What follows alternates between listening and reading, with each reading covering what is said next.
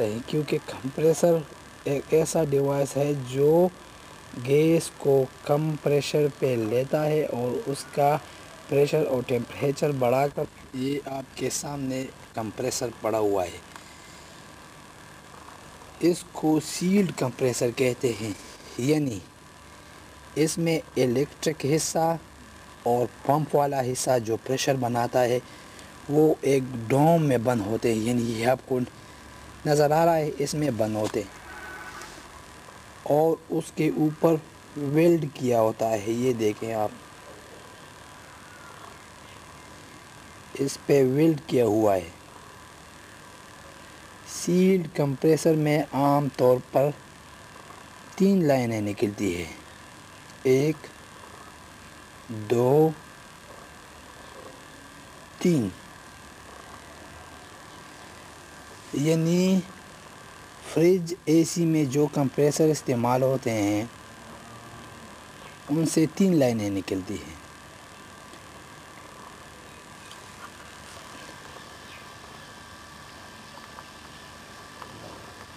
دو suction line, یعنی وہ compressor میں گیس کو کھینچتا ہے یا ہوا کو، یہ ایک سکشن لائن، یہ دوسرا والا سکشن لائن، اور ایک ان میں ہوتا ہے پریشر لائن، یہ والا، یہ پریشر لائن، ایک سکشن لائن یہاں پر ہے، ایک سکشن لائن یہاں پر ہے۔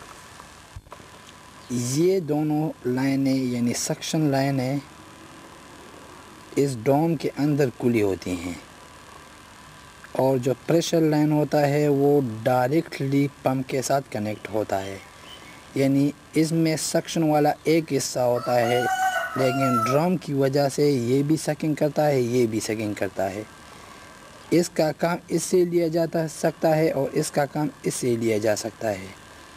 پریشر لائن الگ ہوتا ہے، وہ صرف پریشر کو نکالتا ہے، یعنی کمپریسر میں یہ دونوں سکشن لائن ہے اور وہ والا پریشر لائن ہے۔ اس کی پہچان ایک اور بھی ہے،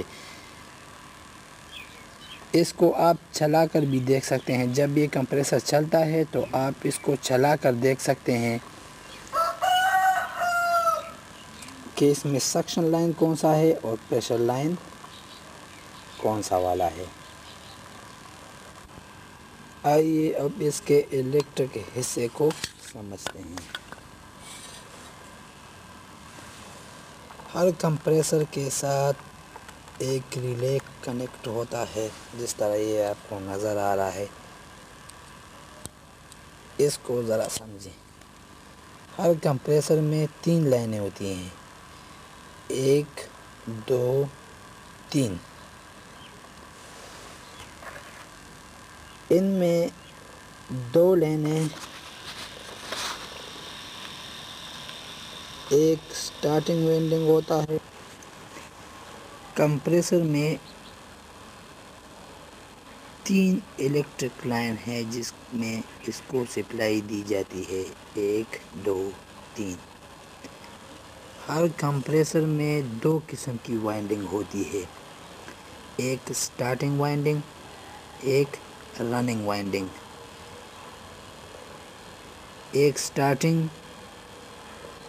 وائنڈنگ اور دوسری رننگ وائنڈنگ، ان دونوں وائنڈنگوں کے ایک سروں کو ملایا جاتا ہے جس سے کامن لائن بنتا ہے، یعنی ایک سپلائی، یعنی فیز اور نیوٹرل۔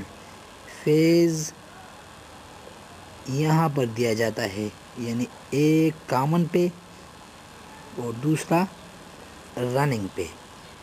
ایک سپلائی کامن کو دی جاتی ہے اور دوسری رننگ کو دی جاتی ہے۔